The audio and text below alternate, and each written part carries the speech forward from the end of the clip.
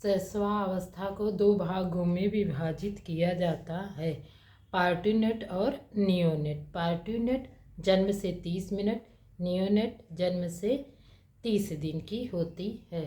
हॉलॉक के अनुसार शैशवावस्था जन्म से 2 सप्ताह तक होती है।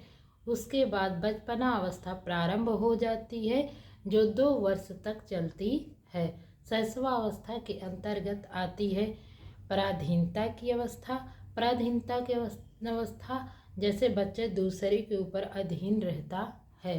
जैसे उसे अगर भूख लगी है तो कोई दूसरा ही उसे दूध देता है। जैसे वो स्वयं कपड़े नहीं पहन पाता, वो स्वयं कुछ भी नहीं कर पाता है, वो सिर्फ दूसरे के ऊपर डिपेंड रहता है। किसमें? शैशवावस्था में, जिसे कहते हैं पराधीनता की अवस्था। ना तो स्वयं कपड़े पहन सकता है, ना तो स्वयं उसको भूख लगी तो वो दूध पी सकता है, ना तो वो उसको कोई प्रॉब्लम हो वो बता सकता है। इसीलिए उसे कहते हैं पराधीनता की अवस्था। ये किसके अंतर्गत आता है? शैशवावस्था के अंतर्गत आता है।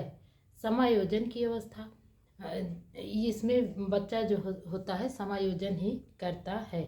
पोषण क्रिया के साथ समायोजन करता है, क्योंकि वो जो होता है गर्भ में अपने माँ के द्वारा पोषण लेता है, और जब वो बाह्य वातावरण में आ जाता है, इस संसार में आ जाता है, तो उसे स्वयं जो है पोषण लेना पड़ता है अपने मुंह के द्वारा, जिससे उसमें जो है चूसने का भी विकास हो जाता है जब वो मुँह से दूध पीना सीखता है।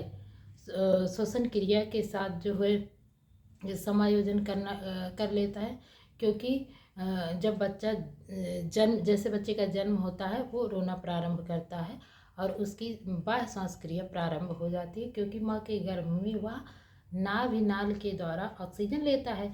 और जब ये बाह्य इस संसार में आता है, तो जब बाह्य जगत में सांस लेता है तो उसकी जो है श्वसन क्रिया प्रारंभ हो जाती है। उसके बाद जो है तापमान के साथ वह माँ के गर्भ में उसे नॉर्मल टेम्परेचर रहता है। और जब उसके जन्म के बाद मौसम के अनुसार या वातावरण के अनुसार तापमान कम या ज़्यादा रहता है, जिसे उसे समायोजन करना पड़ता है। इसीलिए शैशवावस्था को समायोजन की अवस्था कहते हैं, जिसमें बच्चा सभी चीज़ों से समायोजन ही करता है।